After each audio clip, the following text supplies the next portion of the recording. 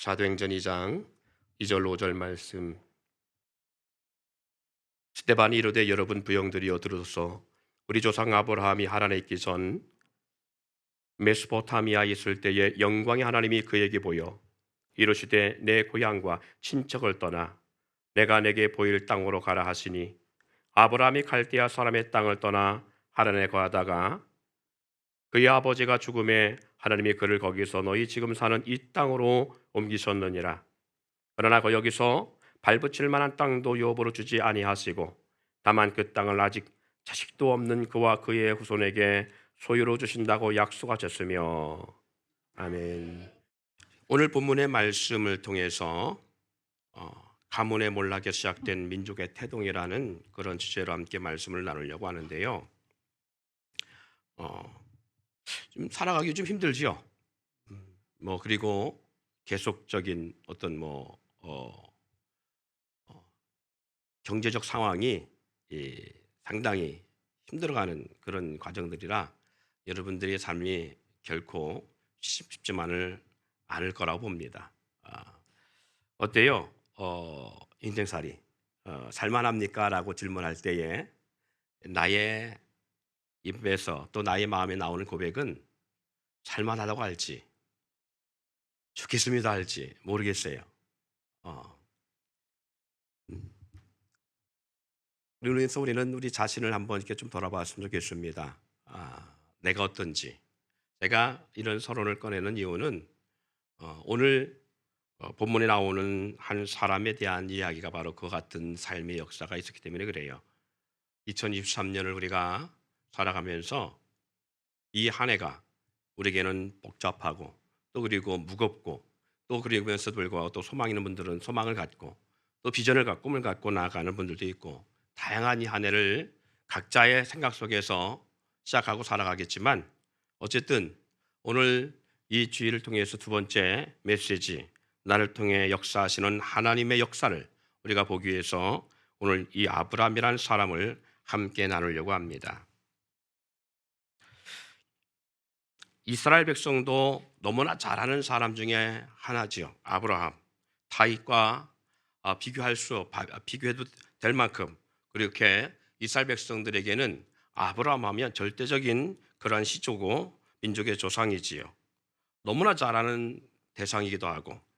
그런데 스데반은 굳이 이 아브라함을 이 사도행전에서 소개하는 걸 볼 수 있습니다. 왜 스데반은 이 아브라함을 너무나 잘하는 사람이고 이스라엘 백성이라면 누구나 아는 사람인데 아브라함을 소개할까? 아마 그 이유가 있을 거라고 생각합니다. 이스라엘 민족이라고 말하는 우리 민족이 어떻게 존재하게 되어지고 어떻게 이 중동 땅 옛 지명령 말하면 가나안 땅에 우리 민족과 나라가 세워지고 민족이 세워져 나가고 있었는지 지금은 로마의 속국위에서 이스라엘이 망하고 그리고 흔적조차 사라질 만큼 힘든 상황에 있음에도 불구하고 이스데반이 그런 상황 속에서 아브라함의 이름을 부르고 그리고 아브라함으로부터 어떻게 이 민족이 존재하게 되어졌는지를 소개함을 통해서 이스라엘 민족으로 하여금 하나님이 어떻게 이 선민 이스라엘 백성과 함께 하셨는지를 전하고자 하고 더불어서 예수 그리스도의 오심을 나타내고자 했던 그런 심정이 하나님의 성령을 통해서 스데반에게 있었다라고 볼 수 있습니다. 그러기에 오늘 저도 아브라함 통해서 무엇을 보아야 할지 그리고 우리가 이 아브라함을 통해서 이 귀한 시간 이 한 해를 어떤 방향을 가지고 나가야 될지를 함께 나누려고 이 아브라함의 역사 그리고 스데반을 통해 소개한 이 아브라함을 함께 나누려고 하는 것입니다. 오늘 우리는 아브라함 통해서 무엇을 보아야 할까? 첫 번째는 현실적이고 부모로부터 주어진 환경이 열악한 이 아브라함의 가문, 이 아브라함의 삶을 우리도 갖고 있다라는 것, 그리고 어떻게 보면 닮았다라는 것. 그러기에 이 현실적으로 아브라함의 처음의 삶, 하나님이 아브라함을 만나기 전, 그리고 아브라함의 형편, 그 가문의 모습을 우리가 조명해 보면서 이 한 해 우리의 소망을 다시 한번 다져보기를 원합니다. 예, 아브라함의 아버지 이름이 누군지 아시지요? 따라합시다. 데라. 예, 데라. 될 대로 되라. 뭐 그런 이름인지 모르겠지만 어쨌든 아브라함의 이름이 데라입니다. 근데 이 데라의 뜻은요, 히브리적 표현에 의하면 데라의 뜻은 지연하다라고 하는 의미를 가지고 있습니다. 지연하다. 예, 뭘 지연했느냐? 왜 그리고 그렇게 이름이 지었는지는 모르겠지만 지연하다라는 뜻을 품고 있어요. 그 말의 의미를 우리가 되새겨 본다면 좀 우유부단하고 결단력이 없는 그런 사람이라는 그러한 어떤 배경을 깔고 있다라는 것을 우리는 예측할 수 있습니다. 더불어서 생존의 문제 외에는 미래가 없는 사람, 뭐 가문을 어떻게 크게 없진 않았겠죠. 데라의 입장에서 또 이게 연구해 본다면 또 다르게 있을 수도 있겠지만 어쨌든 먹고 사는 문제와 좀 잘 먹고 잘 살아보겠다라는 것 외에는 가문을 어떻게 세워보겠다라고 하는 것도 없었고 더더욱 하나님의 역사 앞에서 우리가 어떻게 살아야 될 건가라는 고민도 전혀 없는 그러한 집안의 가장입니다. 이거 진짜인지 모르겠지만 역사학자들에 의하면 이 아브라함의 아버지 데라는요, 사업을 하나 있었어요. 근데 그 사업이 어떤 사업이냐면 우상을 만들어 파는 사업이었다고 그래요. 우산이 아니고 우상. 예, 신을 만들어 파는 그러한 장사꾼이었다고 하는 그런 이야기가 있습니다.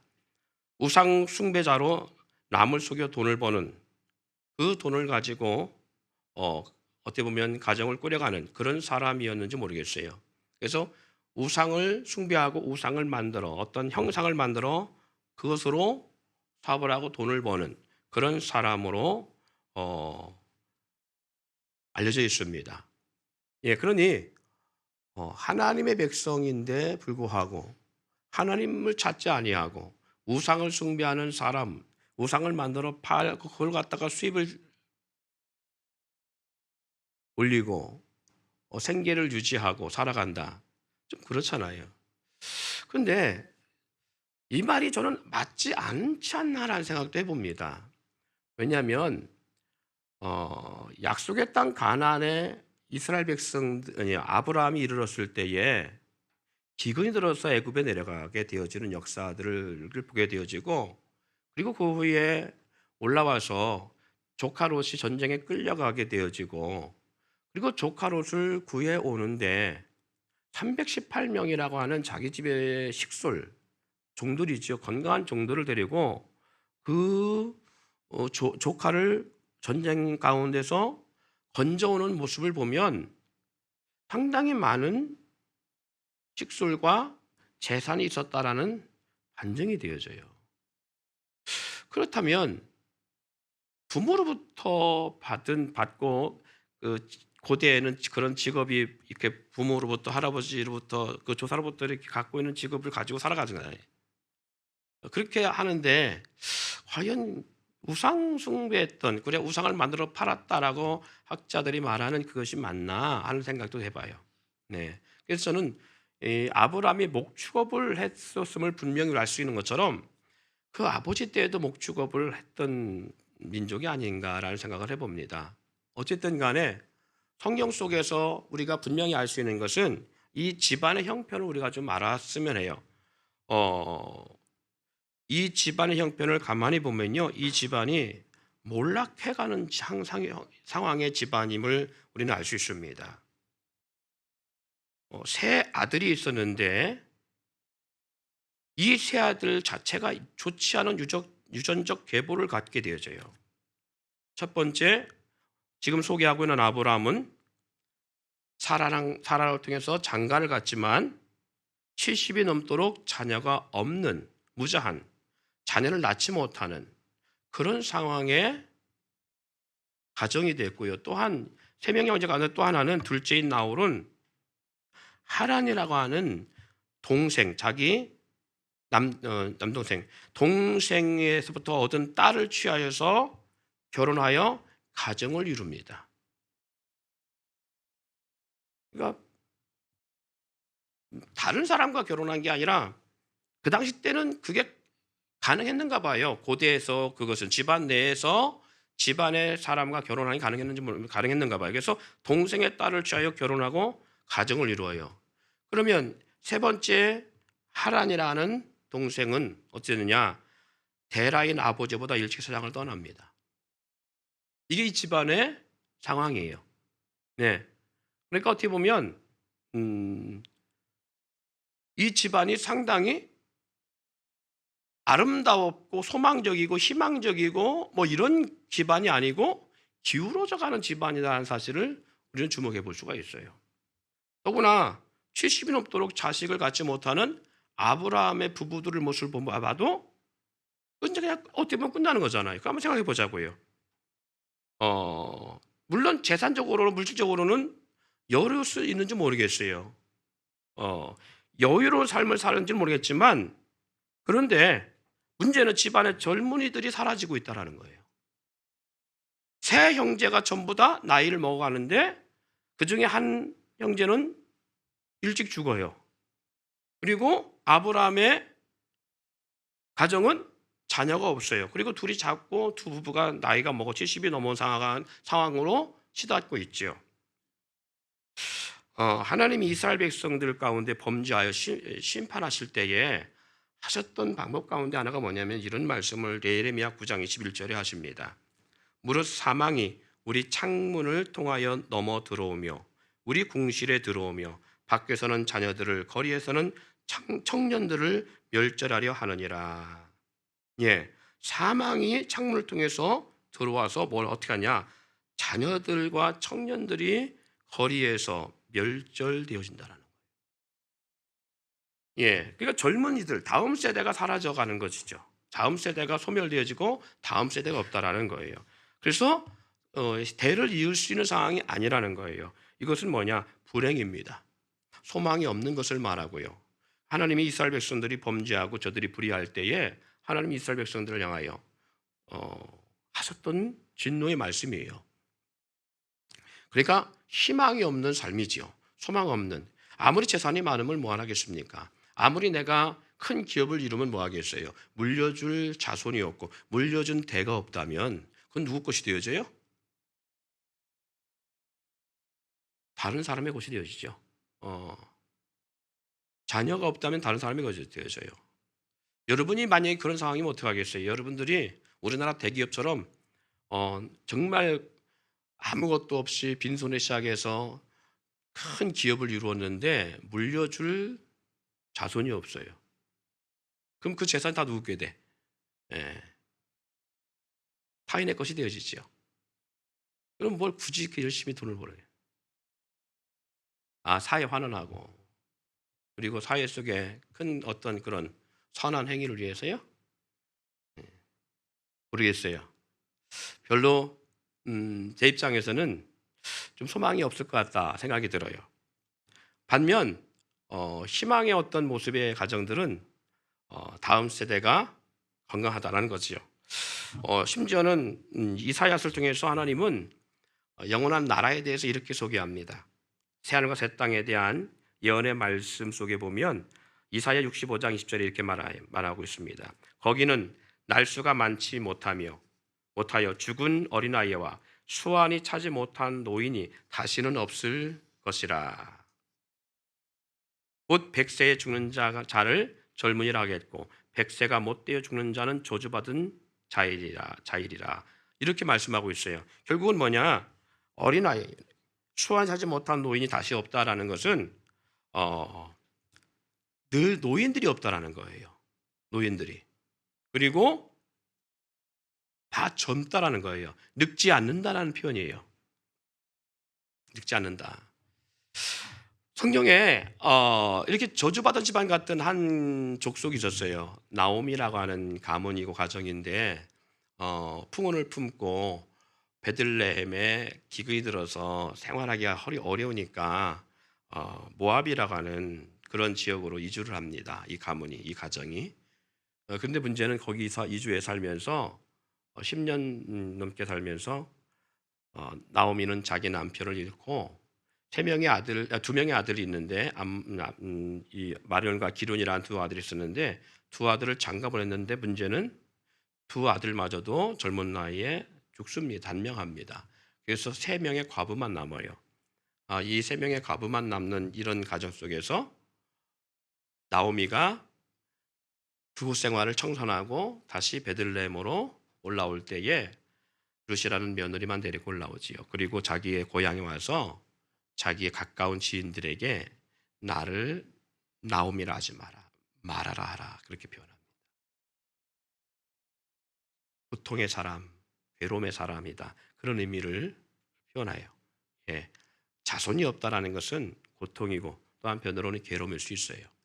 때로는 자녀 때문에 힘들 수도 있지만 자녀가 있다라는 것은 소망이 있다라는 것이겠지요. 젊은 자들, 청년, 자녀가 많다는 것은 축복이지만 없다라는 것은 어떻게 보면 비통한 것이고 불행한 것일 수 있습니다. 이런 모습에서 볼 때 데라의 가정과 가문은 몰락의 길을 걸어가는 상황이라고 볼 수 있어요. 소멸해가는 아브라함의 가정은 운명적이고 필연적이고 환경과 여건으로도 결코 회생이 불가능한 그러한 가문이라는 사실을 우리는 엿볼 수 있습니다. 결국 아버지로 인해서든지 아니면 어떤 상황에 있었든지 한 집안의 몰락, 자녀들에게 꿈과 희망, 비전이 아닌 소망 없는 삶이 주어졌다라는 것. 이것은 어떻게 보면 그냥 생존하는 것뿐이지 삶의 큰 비전이나 꿈을 갈 수 없는 그러한 가문이라는 사실을 우리는 볼 수 있습니다. 여러분, 한 해를 시작하면서 2023년이라고 하는 이 한 해가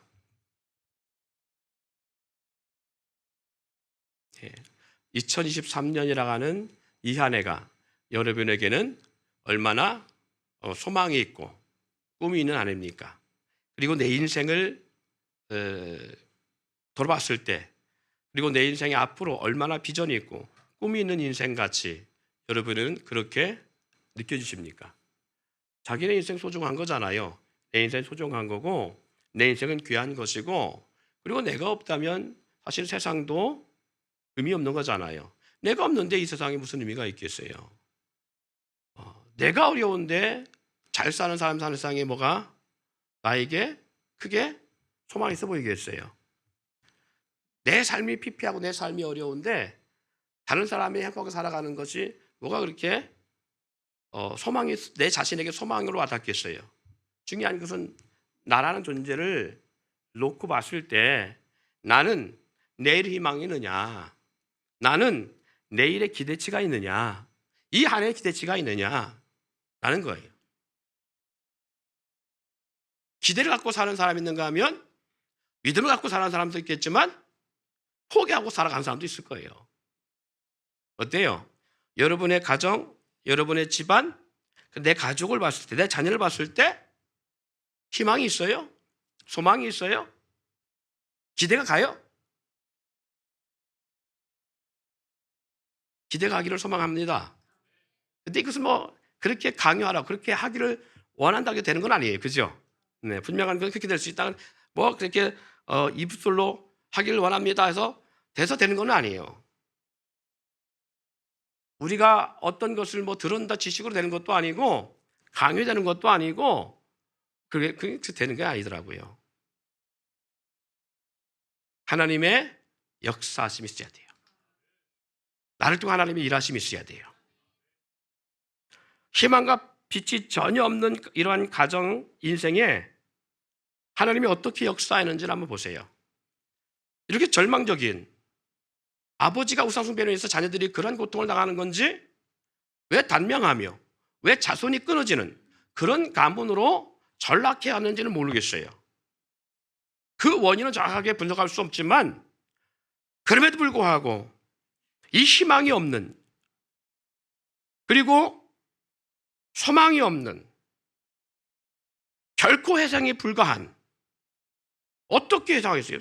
방법이 있다면 아브라함 같은 경우에는 사라를 버리고 다른 여자를 만나서 결혼해서 자녀를 낳든지, 이게 뭐 누구의 문제인지 뭐 어떻게 알겠어요. 예전이야 뭐 그래서 뭐 제처도 있고 뭐 있지만, 지금 현재는 그게 남자의 문제이기도 하고 그렇잖아요. 예, 아내의 문제만이 아니라 남편의 문제일 수도 있잖아요. 그러니까 어떤 것을 어떤 사람이 각심한다고, 뭐 사람이 결심한다고 되어지는 문제만은 아니에요. 이런 상황들을 제가 목회를 하면서 느끼는 건 그래요. 뭐 목회자 입장에서 막 결심하고 내가 부흥시켜버리라 한다고 되는 것만 아니더라고요.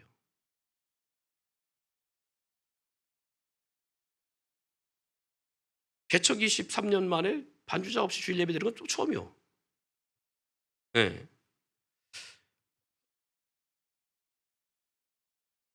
어쨌든 제가 처음에 개척했을 때 하나님 앞에 저 혼자 개척할, 이게 제 능력이 부족해서 뭐 뭘 잘해서 재능이 있어서 하나님이 강권적 개척의 역사를 요청했을 때에 어 하나님 앞에 제가 그렇게 조건을 걸었어요.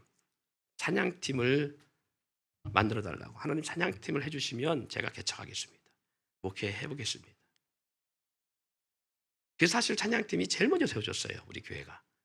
그리고 지난 23년 동안 찬양팀이 유지돼 왔어요. 근데 지금은 찬양팀이 어떻게 유지됐다라는 건 아니라 어쩔 수 없이 겨우겨우 유지되어지는 과정이에요. 겨우겨우. 그런 과정들이에요. 그리고 뭐 거대한 부흥이 아니라 어쨌든 간에 교회가 때로는 부족한 것도 많고 뭐 연약한 것도 많지만 어쨌든 그래요.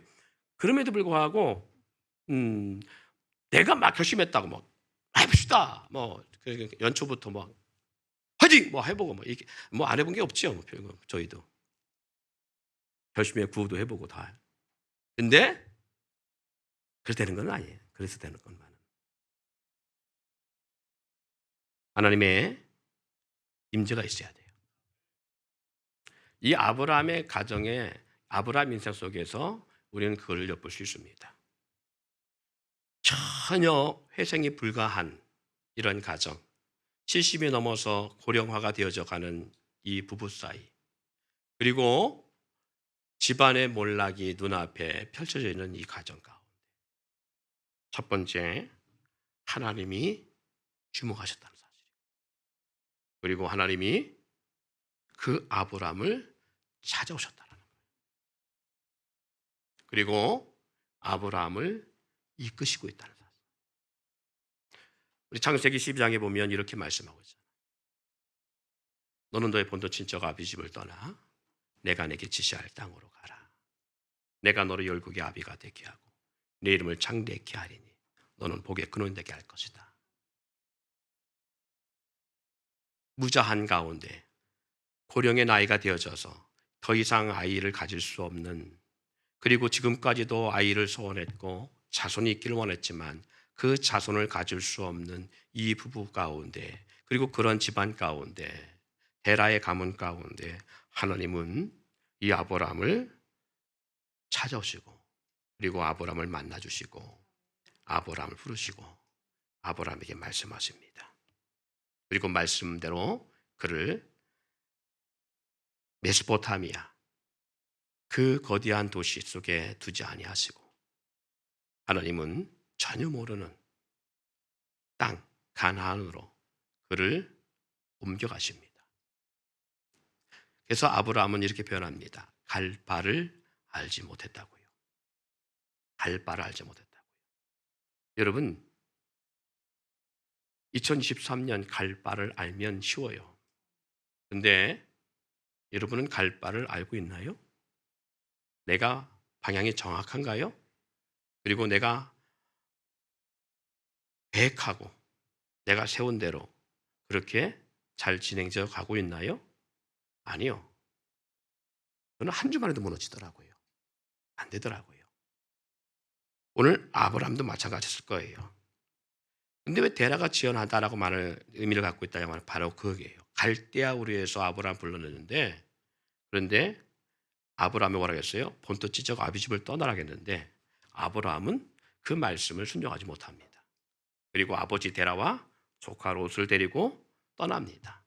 근데 변방이라는 하란에 딱 머물러서 더 이상 가지도 않고 거기에 머물러요.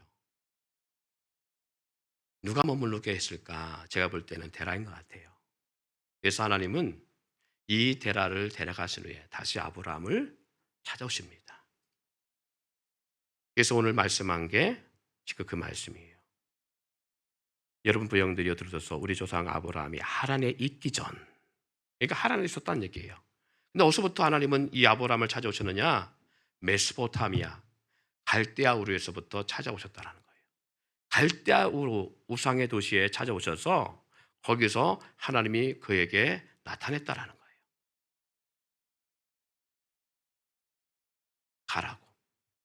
여기에 있지 말고 이 망할 집구석에 있지 말고 가라는 거예요. 소망과 빛이 없는 곳에 있지 말고 가라는 거예요. 절망의 땅에 있지 말고 가라는 거예요. 유전 쪽으로 내려오는 이 타파야 될 악습에서 가라는 거예요. 떠나라는 거예요. 근데 떠나는데 약속의 땅, 지시한 땅으로 가야 되는데 가다가 하란에 딱 멈췄어요. 창세기 12장 1절부터 나오는 거기에 말씀이 어디냐면 바로 하란이에요. 거기에서 더 이상 가지 아니하고 멈춰 있는 그곳, 하란에 멈춰 있을 때에 하나님이 다시 나타나는데 언제 나타나냐? 그 아버지 데라가 죽은 이후에 나타나요. 그리고 다시 갈대아우르에서 부른 것처럼 나타난 것처럼 다시 나타나서 그를 지명한 곳 가나안 땅으로 다시 그를 불러냅니다. 왜 지원할까? 아버지의 영향도 있겠지만 여러분 같으면 가라면 갈 수 있을까? 우리도 가기 힘들 거예요. 왜? 하나님이 어떤 분인지를 모르잖아요. 잘. 하나님 명령에 의해서 움직였지만 하나님이 어떤 분인지 잘 모르잖아요. 조상으로부터 들을 수는 있습니다. 이런 하나님이었다고. 그런데 그것은 그들이 만난 하나님이지 아브라함이 만난 하나님이 아니에요. 여러분 신앙생활 10수년 했잖아요. 옛말에도 그런 말이 있습니다. 사단께 3년이면 풍어를 읊고 읊는다고요. 그러면 사단께 3년이 풍어를 읊다면 그런 말도 있는 것처럼 3년 정도 같은 말을 듣다 보면 사람은 거기에 좀 이골이 날 만도 하고 좀 변화될 만도 하잖아요. 그런데 어디 신앙생활 해보시니까 어때요? 10수년 신앙생활 하신 분도 있고 뭐 장로님 되신 분들이야 기본 6, 7년 이상 되신 분들이잖아요. 아무리 못해도 신앙생활 한지. 못돼 신앙도 있고요. 저랑 같이 21년 동안 신앙생활 23년 가깝게 신앙생활 같이 하신 분도 있고요. 그러면 그렇게 신앙생활을 하는데 하나님 말씀을 수없이 들었는데 우리는 어때요? 하나님에 대한 분명한 의지와 그분에 대한 인식이 분명히 있느냐? 하나님이 이런 분이라는 확신이 있느냐? 이런 분 저런 분이라는 확신이 있다면 우리 삶에 많은 변화가 있을 거예요. 그런데 왜 못 가고 멈추었을까요? 우리 또한도 왜 전진하지 못하고 있을까요? 왜 우리는 행동하지 못할까요? 왜 우리 결단하지 못할까요? 왜 우리의 믿음의 걸음을 걷지 못할까요?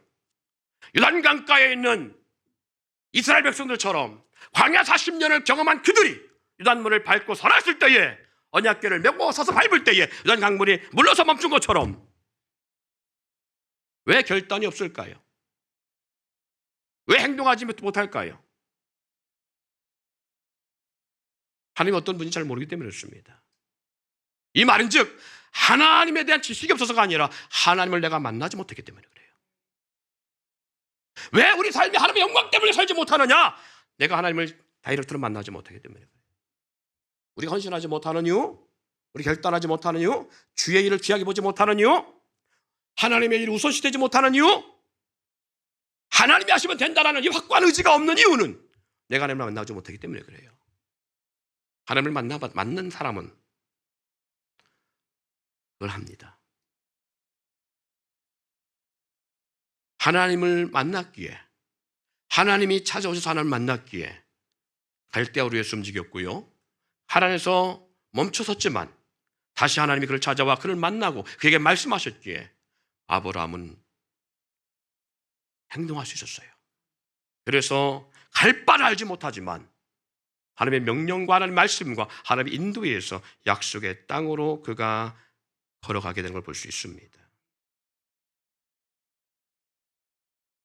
하나님은 아브라함으로 하여금 첫 번째부터 깨뜨린 것이 뭐냐? 사람을 의지하지 못하게 하신 것, 환경을 의지하지 못하게 하신 것.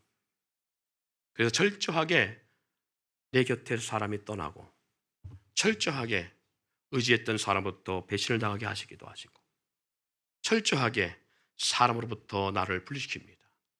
환경으로부터 나를 분리시킵니다. 환경도 의지하지 못하게 만듭니다. 부모와 형제도 의지하지 못하도록 만듭니다. 이게 하나님의 방법입니다. 물질을 의지하고 계십니까? 환경을 의지한 것 같은 것이겠지요. 그래서 철저하게 그 사람부터 물질로부터 분리시켜 놓습니다. 왜? 그래야 하나님을 볼 수 있으니까. 그래야 하나님을 주목할 수 있으니까. 그래야 하나님과 동행할 수 있으니까. 이게 하나님의 방법입니다. 하나님을 만났을 때에 우리는 그걸 압니다. 아, 하나님 정말 살아계시군요. 하나님이 정말 존재하시는군요. 하나님이 정말 역사하시는군요. 아브라함에게 아브라함을 아브라함 되게 하게 하시기 위해서 하나님은 아브라함에게 그렇게 역사하셨어요. 그래서 말씀하신 게 너는 너의 본토 지적 아비의 집을 떠나라 하셨고 그리고 그 환경과 그 저주의 자리에 있지 않게 하시려고 하나님은 그를 옮겨놓으신 역사를 만들어내기 시작합니다. 그리고 하나님의 말씀을 신뢰하게 하시기 위해서 하나님은 끊임없이 아브라함에게 말씀하십니다. 갈대아 우르에서의 처한 모습이 아니라 하늘의 별을 보여주시며 약속의 땅에 인도해 놓으시고 하나님은 별을 보여주시며 저 하늘의 밤하늘의 수많은 별처럼 내 민족을 그렇게 많게 하겠다. 바다의 수많은 모래 알들을 보게 하시며 내 자손을 저렇게 모래알처럼 많게 하겠다. 이게 하나님의 역사의 방법이었습니다. 하나님은요 아브라함을 통해서 이 역사를 이루어 나가시는 데에 그렇게 말씀만 하신 것이 아니라 말씀만 하셨다면 아브라함이 온전하게 하나님을 경외하고 신뢰하고 어떤 결단하는 삶을 살지 못했겠지요. 그래서 하나님은 그에게 역사를 나타내십니다. 기근의 땅에서 애굽으로 내려갔을 때 애굽의 파라오에게 하나님 역사하셨고 그 역사를 통해서 아브라함에게 뭘 주어지기 시작하느냐? 나와 함께 하시는 하나님의 역사를 그가 신뢰하기 시작합니다. 애굽의 파라오 왕을 두려워했고 정치를 무서워했고 목숨을 두려워했던 아브라함이 하나님의 역사를 경험하고 하나님은 이 애굽에서도 역사할 수 있는 분이시구나. 하나님은 애굽의 파라오보다 더 강력한 힘을 가지고 계신 분이구나. 이걸 경험한 이후에 약속의 땅에 불러내실 때 본토 지적 아비의 집을 떠나라가는 이 명령의 말씀을 거기서 이제 시행하게 되죠. 그래서 조카와 헤어진 역사를 만들어갑니다. 분리한 역사를 만들어갑니다. 조카를 떼어내지 못하고 있던 아브라함이 그런 일들을 경험하고 나와 함께 하신 하나님을 경험한 후에 아브라함이 조카를 의지하지 아니하고 조카와 분리돼서 살아갑니다. 심지어는 나와 함께 하신 하나님에 대한 강력한 믿음의 역사가 주어지기 시작하면서 조카롯에 끌려간 전쟁에 뛰어들어가 조카롯을 구해오는 담담 역사를 만들어갑니다. 이러한 역사들이 아브라함의 삶 속에 말씀과 역사를 통해서 지속적으로 나타나면서 그는 99세 100세가 되어서 아들을 안게 되어진 이후에 16년 이후에 하나님은 그 아들을 보리아산에 번제로 데려갔을 때에 아브라함은 조금도 망설이지 아니하고 이 일들을 감행해 갑니다. 그리고 히브리서는 이렇게 아브라함을 평합니다. 믿음으로 이삭을 드리라 할 때에 이삭을 드린 후 죽은 자도 살리실 하나님인 것을 믿고 드렸다고 하는 그런 말씀으로 아브라함을 인정하셨습니다. 사랑하는 여러분, 이것이 바로 아브라함의 역사입니다. 그가 처음 부름받을 때 누가 감히 짐작했겠어요? 그럼에도 불구하고 이 아브라함을 통한 하나님의 역사는 무자한 가운데 그냥 한 가문의 몰락 역사로 끝나지 아니하고 겨우 하나 이삭을 주셨는데 그 후에 이삭은 12아들을 그리고 12지파를 그 후에는 이스라엘이라고 하는 가나안 땅에 이스라엘이라고 하는 왕국을 만들어가는 역사를 세워가십니다. 아브라함 한 사람 70이 넘어서 무잔히 한 사람을 통해서 하나님은 그 아브라함 약속한 대로 내가 너로 열국의 아비가 되게 하고 내 이름을 창대케 하고 내 허리에서 많은 왕들이 나오게 할 것이라고 했던 이 모든 약속들을 이행해 가셨어요. 몰락하는 가문을 하나님은 이렇게 번성한 가문으로 만들어 가십니다. 누가 감히 짐작했겠냐고요. 이런 거대한 하나님의 역사를요. 그걸 알았다면 처음부터 열심히 아브라함이 하나님을 따랐겠지. 더 열심히 하나님 멈추지 아니하고 아버지 데려가. 야 아들아, 이 변방을 넘어가면 이 국경을 넘어가면 우리는 생존의 문제를 느낄 수가 있고 우리는 곧 죽을 수도 있어. 우리 모든 재산을 다 뺏어가는 도적들로 인해서 우리의 생명이 난도질 나갈 수 있다. 그러니까 우리 여기서 멈추자라고 하는 그러한 데라의 권면을 들었어도 아브라함이 하나님을 따랐겠지요. 과감하게 움직였겠지요. 멈추지 않았겠지요. 이런 역사가 정말 펼쳐질 걸 그가 인정했다면, 믿었다면 누가 짐작했겠냐고요. 그런데 아브라함도 그런 짐작할 수 있기 때문에 때로는 지연도 하고 때로는 낙심도 하고 때로는 거짓말도 하고 속이기도 하고 우리 인생이 다르지 않을 거라고 봅니다. 말씀과 비전을 붙잡지 못하고 아버지의 말을 더 의지했던 아브라함의 삶의 모습을 우리가 좀 보면서도 우리도 마찬가지일 거예요. 사람이 있기 때문에 그럴 수 있습니다. 하나님은 사람을 들어 쓰시는데 어떤 사람을 들어 쓰냐면 그 인생이 그 인생이에요. 다 부족하고 다 무능하고 무지하고. 그런데 하나님은 그 사람이 어떻게 보면 비전을 들어 쓴다고 하는 말씀이 있어요. 하지만 아무리 우리가 아브라함보다 더 못한 모습이 있다 할지라도 실망하거나 낙심하거나 포기하지 않아야 될 것은 우리가 포기하지 않는다고 했다. 포기한다고 해서 포기되는 것도 아니에요. 왜 그러냐면 하나님이 하시기 때문에 그래요. 예. 역사의 변방에서 아브라함을 부르시고 그로 인해 민족을 태동시켰다면 우리를 통해서 또 못하실 것이 없는 분이 하나님이에요. 우리 또한 이스라엘 민족처럼 예수님을 배반하지만 않고 그 말씀의 뜻을 저버리지만 않고 그리고 하나님의 살아계심을 우리가 무시해버리지만 않는다면 하나님은 우리를 통해서 역사의 변방에 있던 민족의 가문의 몰락에 있던 아브라함을 위대한 민족으로 지금도 수천 년 역사 이후 가운데 지금도 저 중동 땅에 이스라엘 민족이라고 하는 세계가 함부로 할 수 없는 족속을 남겨놓으시고 있는 것처럼 하나님이 일하시면 하나님 날 통해 역사하시면 아무리 내 삶에 꺼져가는 등불 같은 삶 그리고 상한 갈대처럼 정말 꺾여져가는 보잘것없는 인생이라 할지라도 하나님이 함께 하시면 됩니다.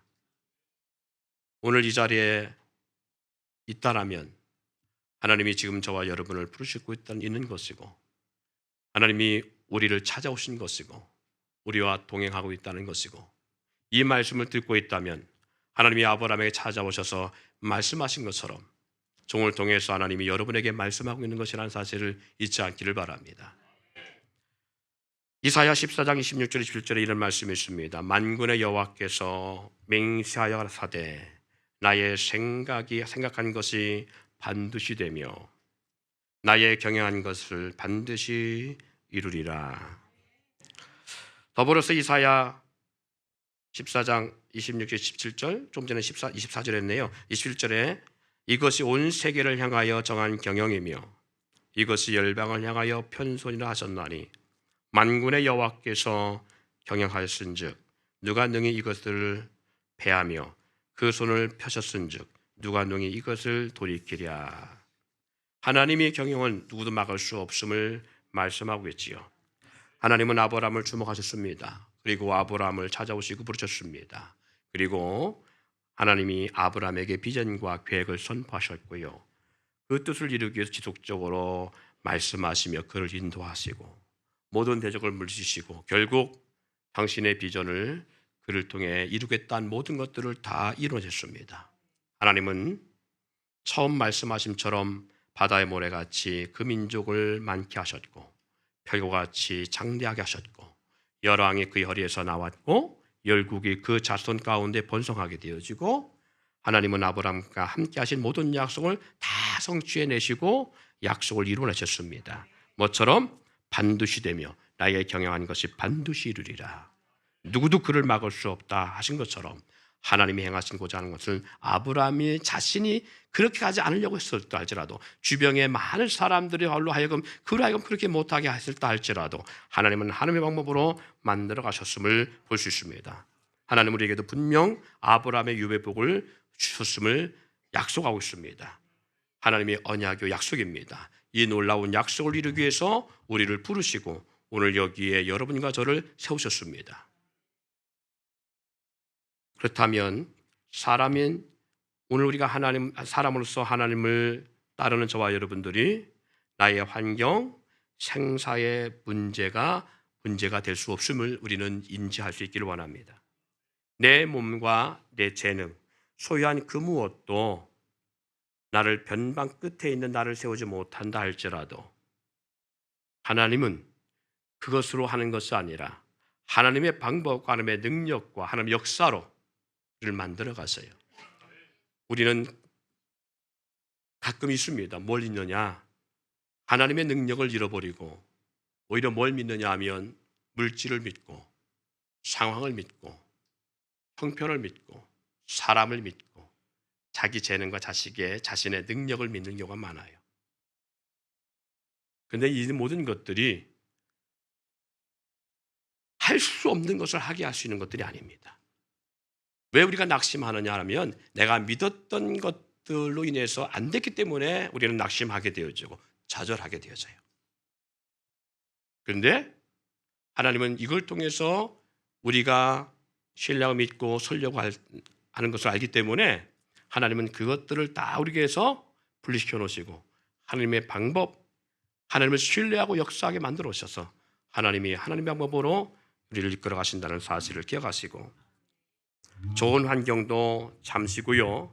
우리 가운데 소망은 잠시 우리 가운데 좋은 환경에 소망을 줄지 모르고 돈이 우리 환경에 있을 때 그 돈이 잠깐만 우리 가운데 소망을 줄지 모르고요. 사람도 어떤 재능도 잠시 우리 가운데 소망을 줄 수 있을지 모르겠지만 그러나 아브라함의 가문처럼 몰락해 가는 가문의 역사를 세울 수 있는 것은 아니에요. 그 모든 것들이 오직 하나님이십니다. 믿음의 지원전케 하신 주님을 바라보고 나아갈 때 주님이 우리의 환경을 바꿔놓으시고 역사할 줄 믿습니다.